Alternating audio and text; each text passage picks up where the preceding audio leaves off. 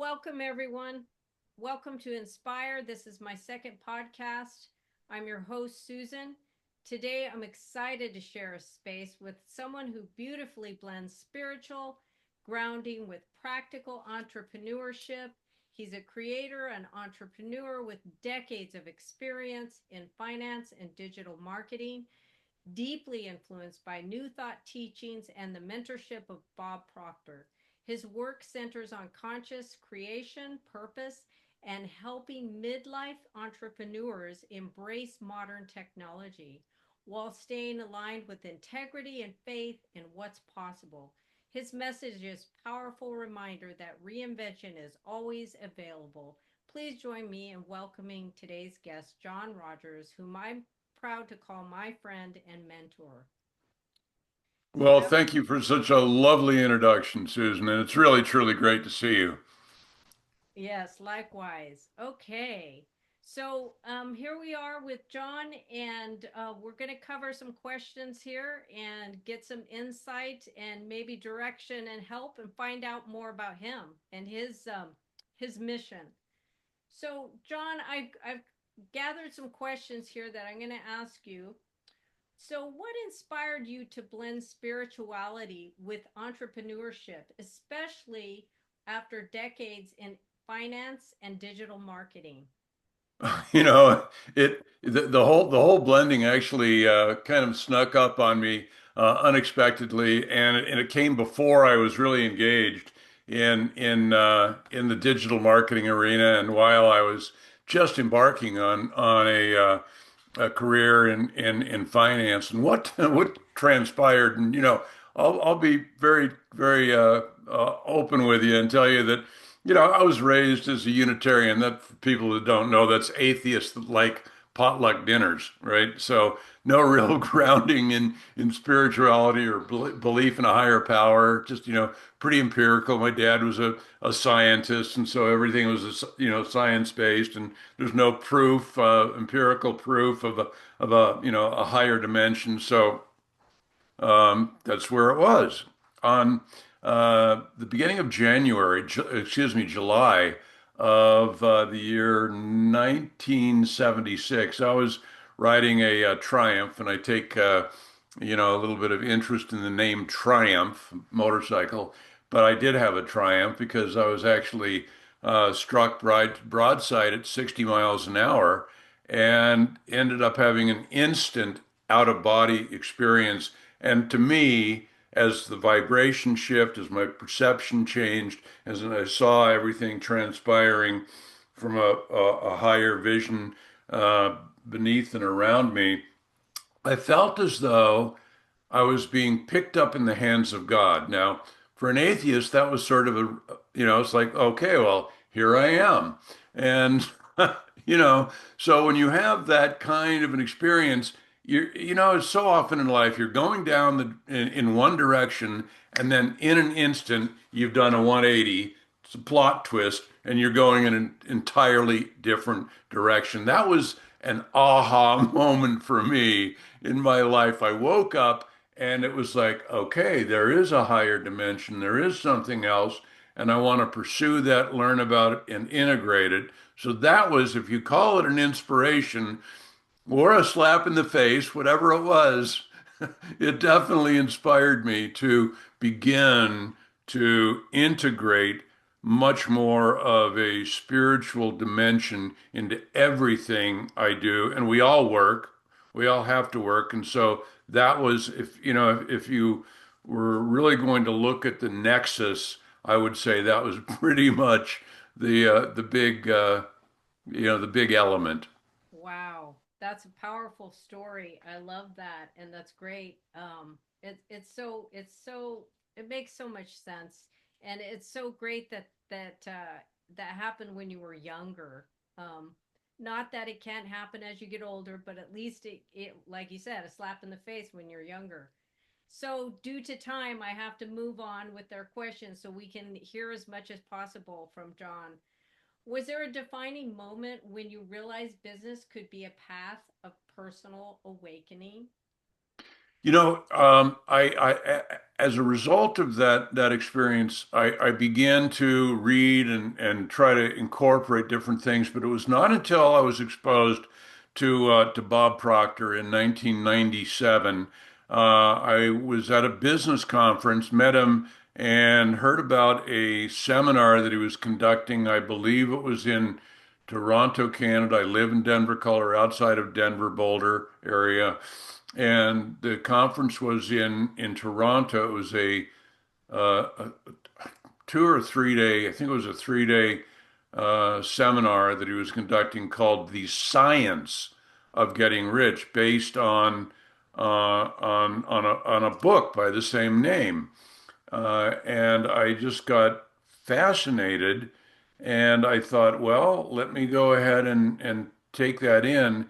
And I was so moved by the experience of the seminar that I decided to participate in a mentor study program directly one-on-one, a weekly mentoring program with Bob for a full year between mid 97 and mid 98. And Susan, I've got to acknowledge that as being the thing that led me to realize that business is truly a vehicle for a spiritual expression, and the way we conduct our business can have a profound effect not only upon ourselves but on everybody that we interact with. So, thank you, Bob. And a lot of us, I know that you too have had deep exposure to Bob Proctor, been influenced profoundly by his wisdom and his teaching, his approach, his knowledge, and everything that he brings. And one of the things that Bob has said is that, and this was Socratic wisdom. I think Socrates said initially that if you study the writings and teachings of great minds, you can truncate a lot of time, save your time by taking advantage of the time these great minds have spent on gathering the wisdom that they share with us, and it's just a matter of studying. So that was an impact that Bob had on me as a result of that first seminar. Oh, that's fantastic. I love that. And his teachings are great. Yeah, it's wonderful. So, and then my next question is how did studying with Bob Proctor and New Thought teaching shape the way you approach creation and success? One of the things that Bob was very, very clear on is that you have to have a first an understanding of how the mind works. And I never really, the mind, the brain. When I thought of the mind, I thought of this gray mass, this within your cranium, right? That's to me that was mind.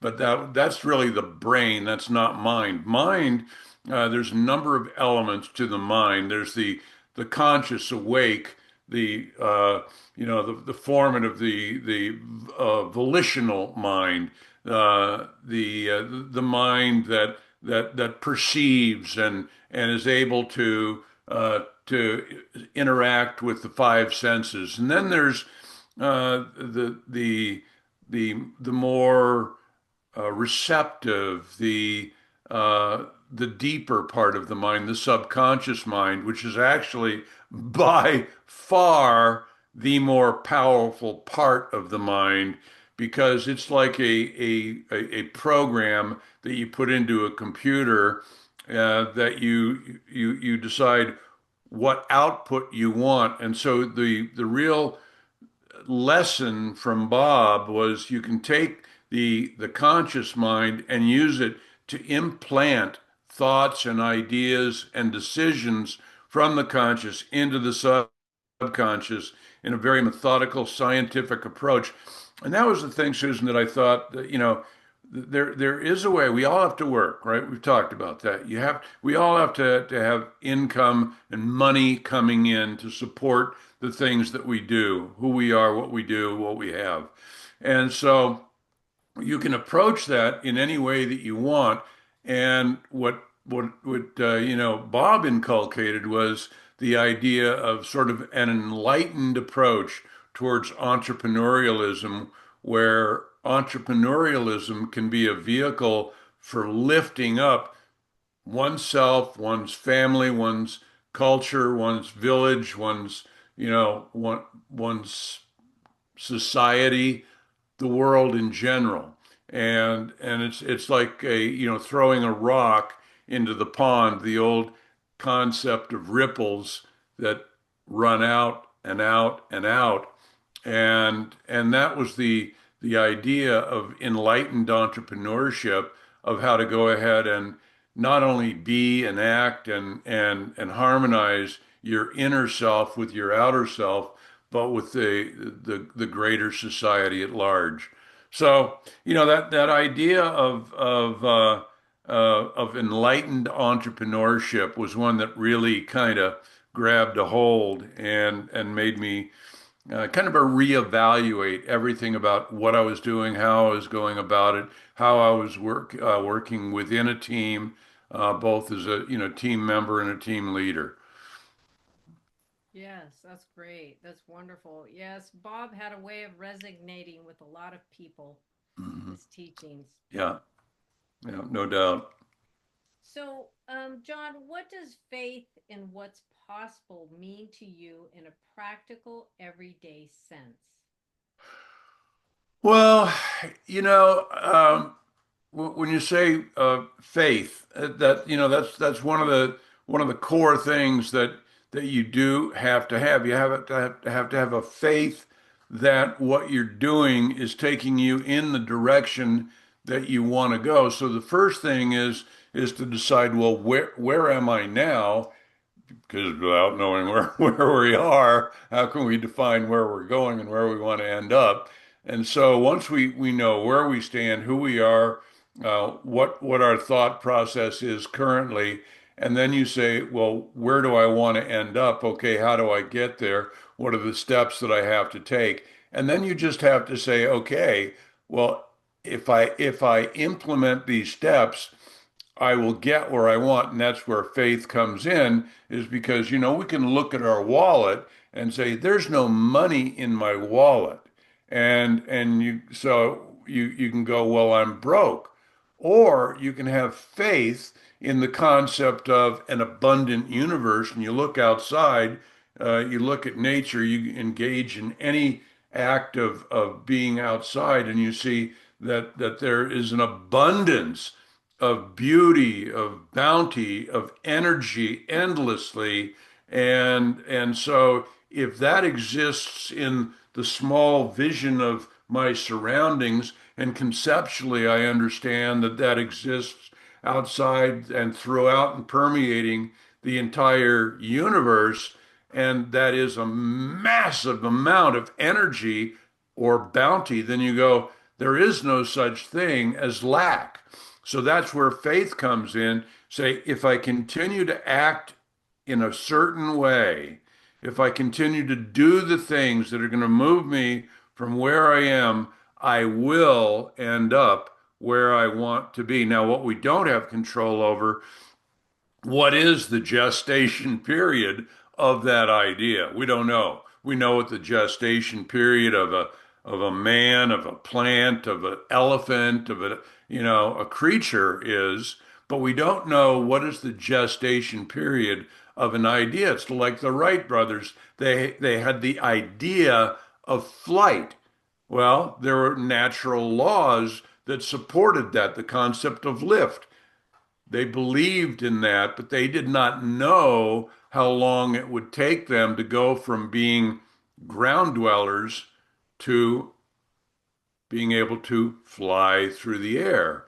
They had faith that it would happen. And so they pursued action to take them in the direction that they wanted to go. And that's just one example. You take that to what Elon Musk is doing. Now, he has not gotten to Mars yet. Do you believe he will? He has full faith in the things he is doing to propel him in that direction. So you go from the Wright brothers, and Kitty Hawk, right, all the way to Elon Musk and SpaceX, all the way to Mars. And that is the power of faith. faith in what you see, faith in what you're doing, faith in taking action in a certain way. So yes, and these principles take a lot of self reflection and awareness of where you are and who you are to start moving forward. I mean, understanding these intellectually is easy, correct? But then applying them is a whole nother, and that takes self-awareness and finding out about your own self and your own level of awareness. Yeah, I call it radical self-examination.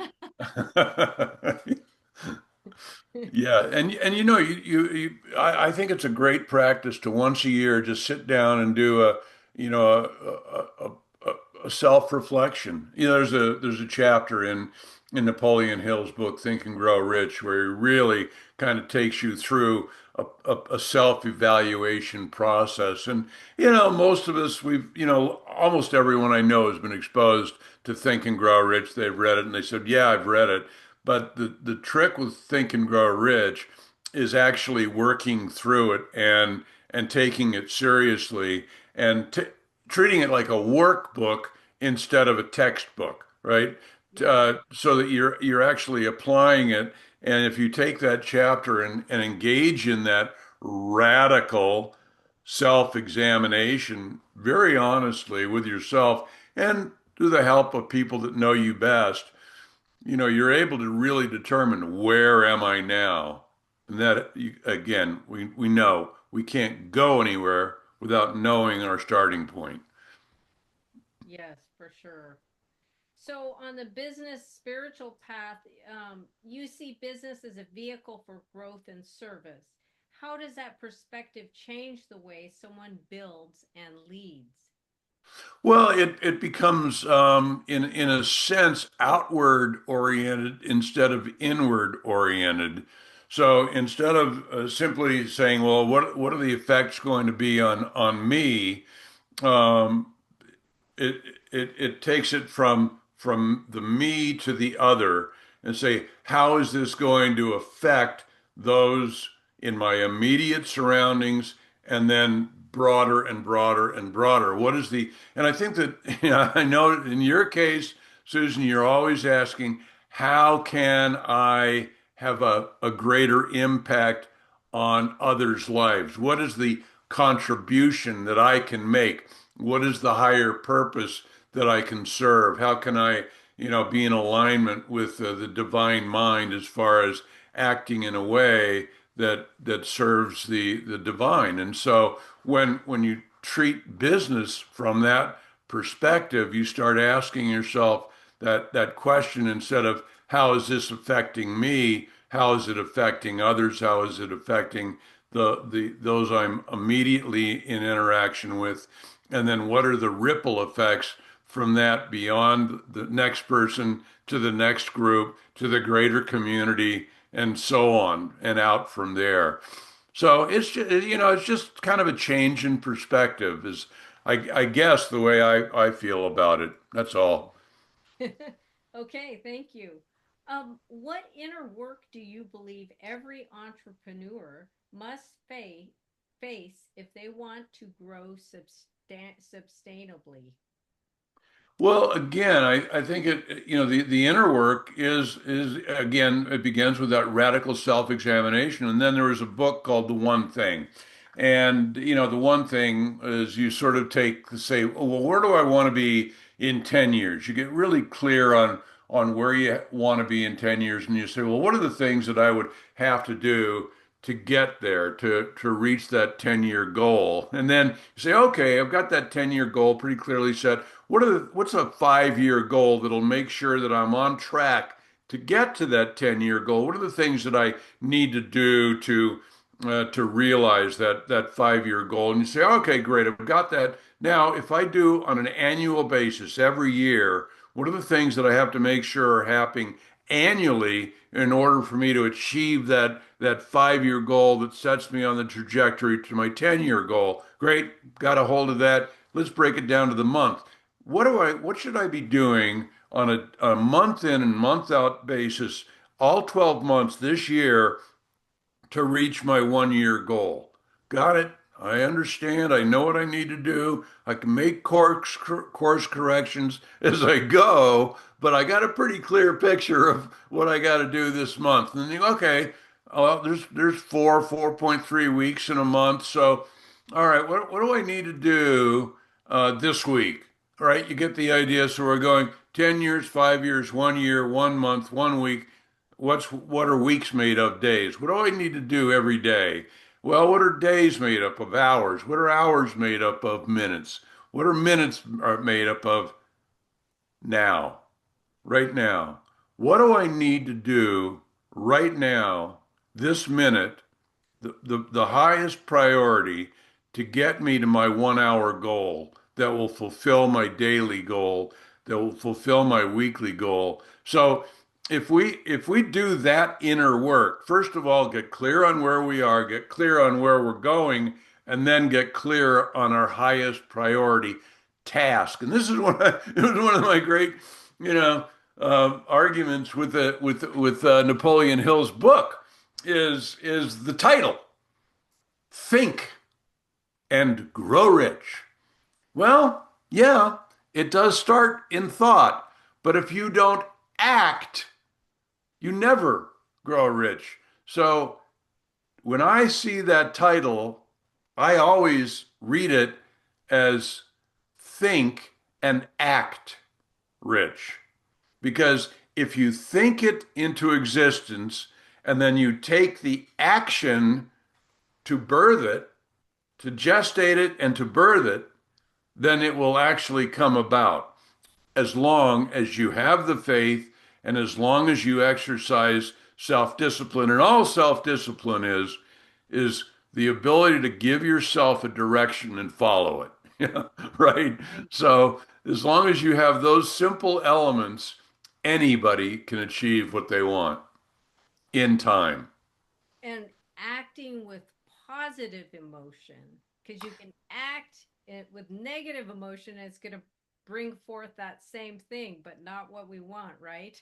Yeah, it's that understanding that you have. You're so absolutely right about the emotional aspect because it's like the dashboard on your car. You can look down at your car and you go, or your dashboard, and you think, well, I want to go from New York City to Los Angeles.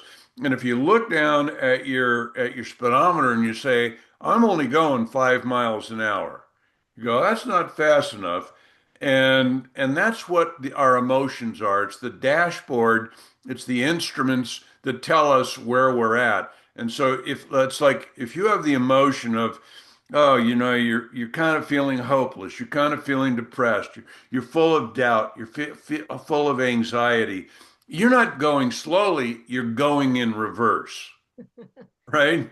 And Exactly. so we use our emotions really to tell us where we are. And our the untrained mind is like a pendulum that swings back and forth to, exuberance to depression, exuberance to depression. And, some people swing radically throughout the day. And it's a decision. And our emotions tell us where we are. So if we wake up in the morning and we go, oh, no, not another Monday morning. No, no, right? I'm in reverse. So you go, I better put it in first, second, third, and fourth. I better get in high gear. So pretty soon you're going, whoa, it's Monday morning. This is great. This is a new week, a new day, a new month. I've got an opportunity to go forward here. Hallelujah, right? Best day of my That's our emotions. Yes, I love it. I love it. Okay, and so I know that you kind of specialize in helping midlife entrepreneurs. Why are midlife entrepreneurs uniquely positioned for powerful reinvention? You know, uh, the reason I love midlife entrepreneurs and working with them is they're ready.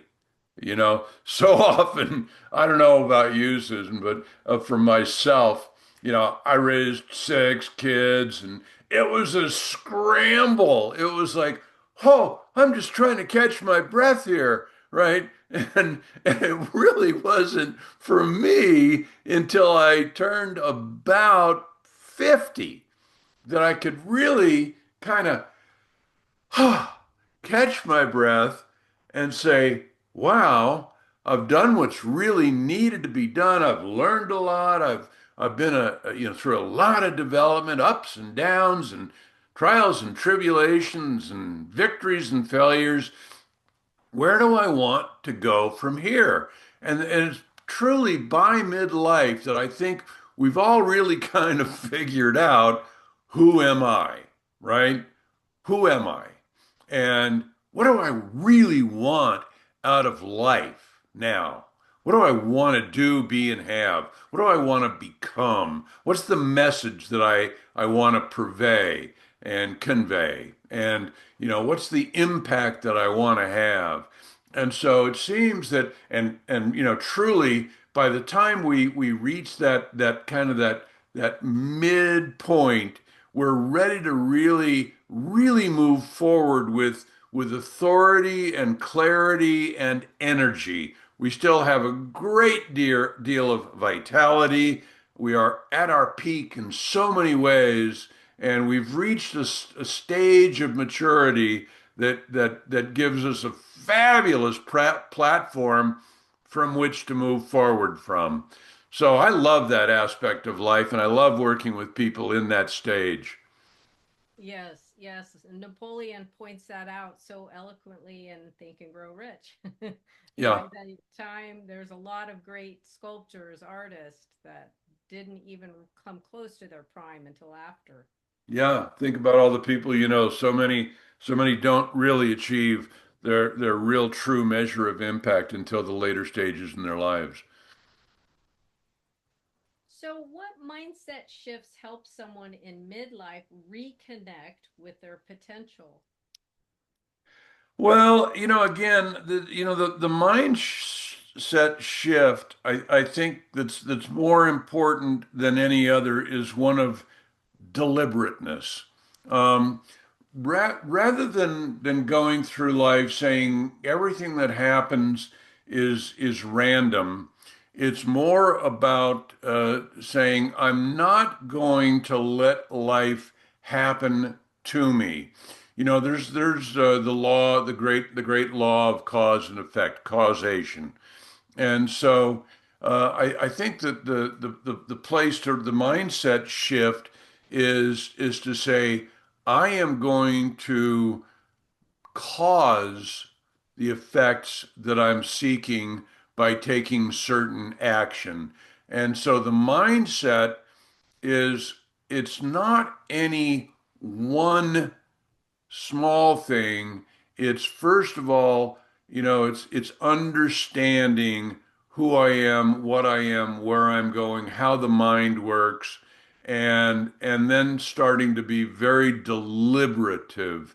So the mindset shift is okay, I'm going from being affected by everything around me to sort of rising above and letting it wash below me and taking a kind of the perspective of the watcher. I'm observing what's going on, and I'm seeking to float above, rise above, and sort of observe and say, well, how did that element pan out? How did that meeting go? How did that interaction turn out? What could I have done differently to get the result that I was seeking?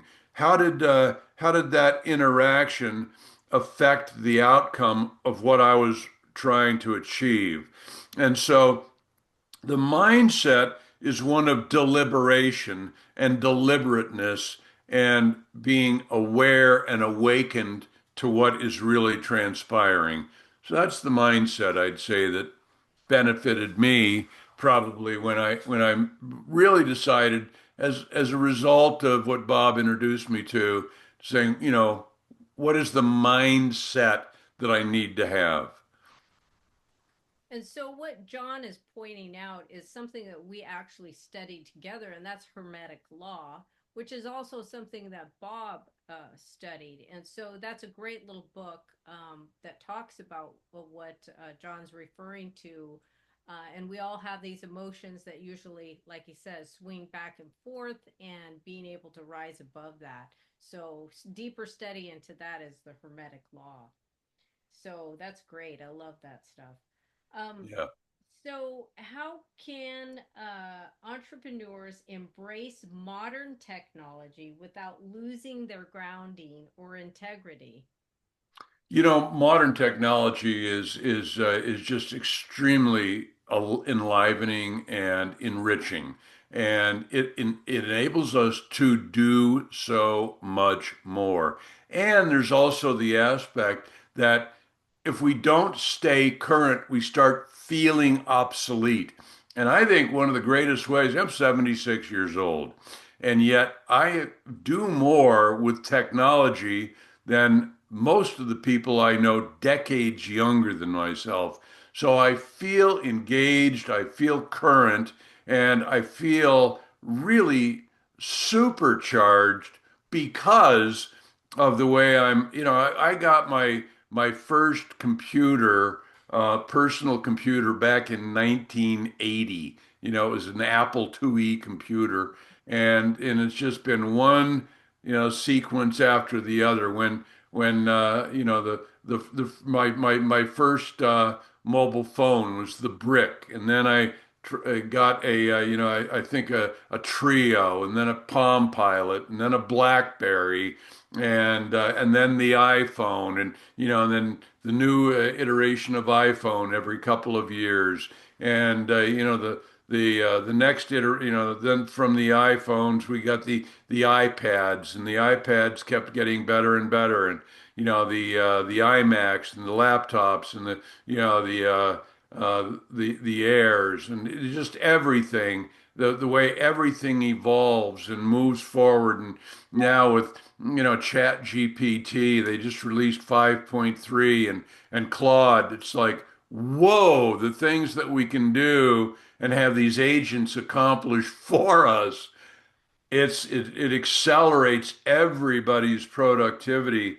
So to me, entrepreneurs who are not embracing technology, the latest, most current, and staying on the edge, they're not enriching them. It's just like reading great material. It enables us to open up other venues, look through different windows, achieve greater insights, and accomplish more through the work of the other.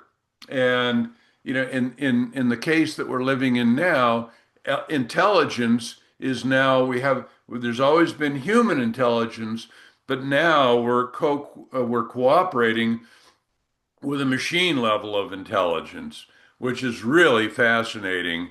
And we don't know where it's going. However, it's here now. And to not embrace it is to be left behind. So we may as well embrace it, take advantage of it, and ride it. Awesome. So, actually, John was a great influence for me in starting to use AI. And now, way back when Chat GPT first came out, and John used it, and he encouraged other people to, and I use it almost every day, and along with Copilot and a lot of the other, which, yes, it's definitely there to assist us, and it's great to use it. So, John, what timeless principle guides you when the business world is moving fast, awakening potential? Oops, excuse me. When the business world is moving fast. Well, there's one of the great laws is the law of transmutation. And that is simply the concept that energy is constantly mutating into matter, or matter into energy. So transmutation is a constant. And as long as you're aware of that that universal principle of transmutation, then you can use that in your daily business practice, knowing, all right, well, we're talking about the mind. What is a thought? a thought is energy, right? And energy is. And energy can be and is constantly being transmuted into matter. The law of perpetual motion, transmutation. The law, it plays in with the law of cause and effect and causality. So if energy is, and there's an abundant amount of energy in the universe, and my thoughts can be transmuted into things, as Bob Proctor says, thoughts are things, or as Napoleon Hill says. So take my thought, take that energy of thought, transmute it into action, transmute the action into a physical outcome. Well, the mind thinks, the body acts, and the world responds. And so that timeless principle of the law of transmutation, I'd say, is a timeless principle that, and here again, this is it's like we've got all of this great material that we can study from. Bob Proctor. Everybody should be exposed to Bob and his seminars, Think and Grow Rich. You were born rich, the science of getting rich. These are just great practices to engage in and, feed your mind, treat it like a garden, cultivate that garden, pull out the weeds and put in flowers.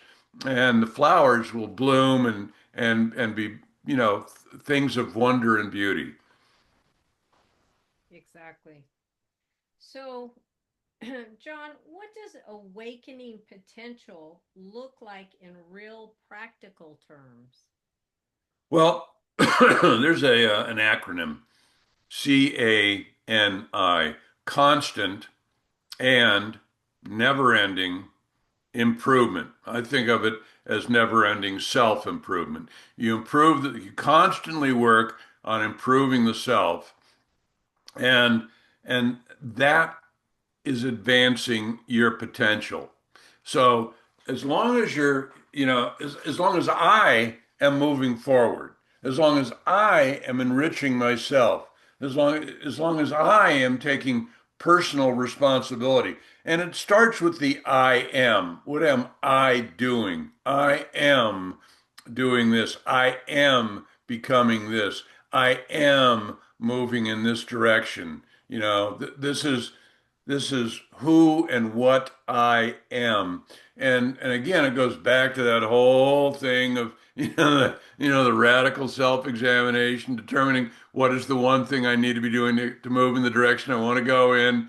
But it's that acronym of constant and never ending.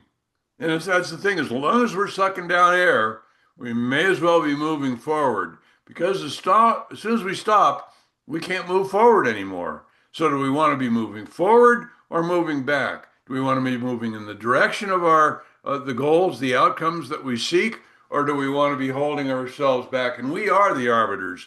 We are we're in the driver's seat. We are the pilots of our own plane. So where do I want to fly this incredible vehicle to? And the only way I can do it is by working ceaselessly on myself.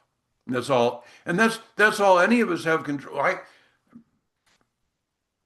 have no control over my wife. None. I have no control over my children.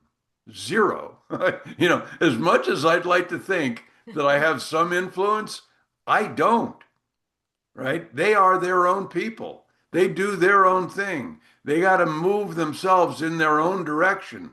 I have hopes for them. I hope I can influence them, but I am the only person I can choose what to do, how my mind works. So, CANI. Thank you. Oh boy, that's wonderful. Okay, so John, what's one shift someone can make today to step into a higher version of themselves? And this is something that Bob talks about. He says if you don't have a written affirmation that you are carrying with you and reading throughout the day, you're shortchanging yourself. And so I call it a desire statement. And my desire statement is actually written out on my cell phone, right? Yes. And I wake up in the morning, and even though I have it memorized, I open it up and I read it, and I read it with emotional, joyful intensity. And when I notice throughout the day, if I maybe get off a less than fulfilling Zoom conference or a less than fulfilling interaction with somebody, and I find myself putting myself in emotional reverse, I'll pull out my phone, and Bob calls it building cells of recognition. And you build those cells, and that's the first step in actually bringing it to life because our brain, the neurons connect. That's a physical change that's actually being caused by the way we're treating our mind. And we're moving in the direction we want. So I will pull out my phone, I'll read my desire statement. So a lot of people call them affirmations, but I would say that the one thing that anybody can do to make an impact and become, move in the direction of a higher version of themselves is their desire statement, their affirmation, and treat that like a living thing. If you're moving along with it and you go, I want to change this word, I want to change it, I want to add a sentence, I want to take away a paragraph, do it. It's a living thing that takes birth and takes flight. And so treat it like a friend and treat it with real respect and intensity because it is a powerful tool. And as our awareness changes, then we change our goals. Yeah. Yeah, it's absolutely true. Absolutely true. So, what's a belief you hold now that you wish you understood earlier in your journey? um, one of the phrases in my desire state, my affirmation is, I am the cartographer. I am the map maker of my own life. And I kind of wish I'd started out with that perception in my earlier life where I didn't realize how much real impact and authority I have in the outcomes I produce rather than being influenced by outer circumstances and the thoughts and feelings and emotions of other people and other groups to realize I can ground myself. I am the cartographer, right? I am drawing my own map. I'm setting my course. And I wish I had known that. I began to really embrace that at the midpoint in my life, and it served me dramatically. If I could have started that right out of high school and realized that, had that perception, developed that understanding at an earlier phase, the trajectory you can put yourself on is really limitless. So that would be the one thing, Susan. How about you? You know, it's the same. Just if there was one thing, yeah, I could tell, I would have, yes, definitely put myself in a different frame of mind and thought, and would have known how powerful we are. We're spiritual beings in physical bodies, and we're infiniteless. And so if I could tell my younger self that, I would, Yeah. and make my younger self believe it. Yeah. For sure. Yeah. Yeah. So, okay. So, if someone listening is standing at the edge of their next chapter, what would you want them to hear? I think the thing that, probably more than anything else is just to act decisively, take bold action. Don't be timid.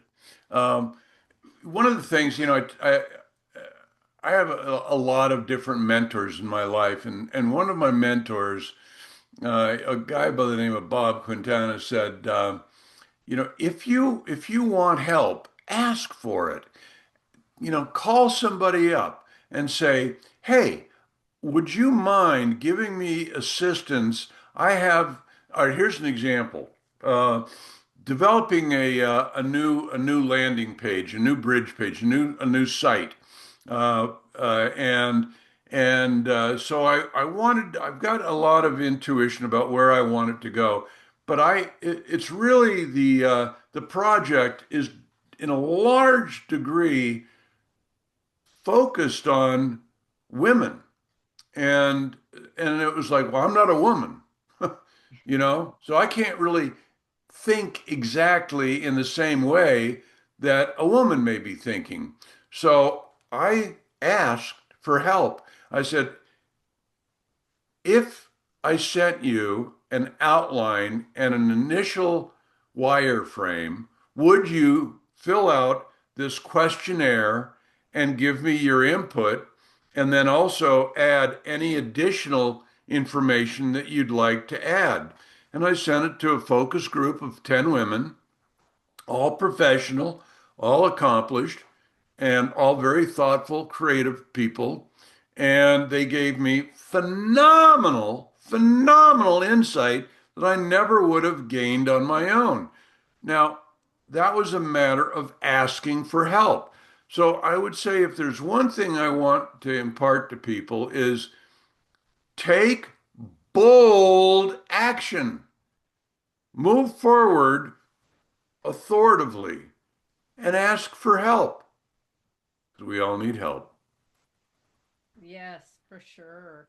So it's like what Henry David Thoreau said, if one advances confidently in the direction of dreams and endeavors to live the life he imagined, he will meet with success in uncommon hours. Beautifully said. Yeah. Yes. So, okay, we're about to wrap up. John, what three books would you recommend that people study and actually apply in their lives? It's like what John is saying is you have to put it into action. Understanding the principles is intellectually easy, but you have to apply them and fill them with emotion.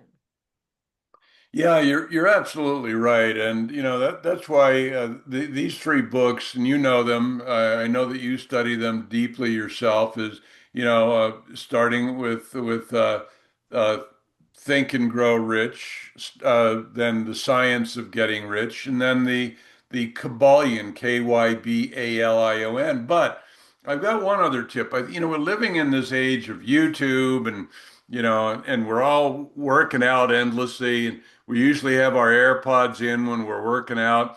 So one of the YouTube channels that I subscribe to, and you talked about this, Susan, you talked about the power of Hermetic wisdom and how new thought and Hermetic wisdom go hand in hand. There's a YouTube channel called The Middle Book. And while I'm either out, getting in my ride or doing my workout in the gym, I've got the headphones in and I'm listening to the middle book. So it's putting great use of time. I'm getting my physical activity and I'm also getting my mental activity.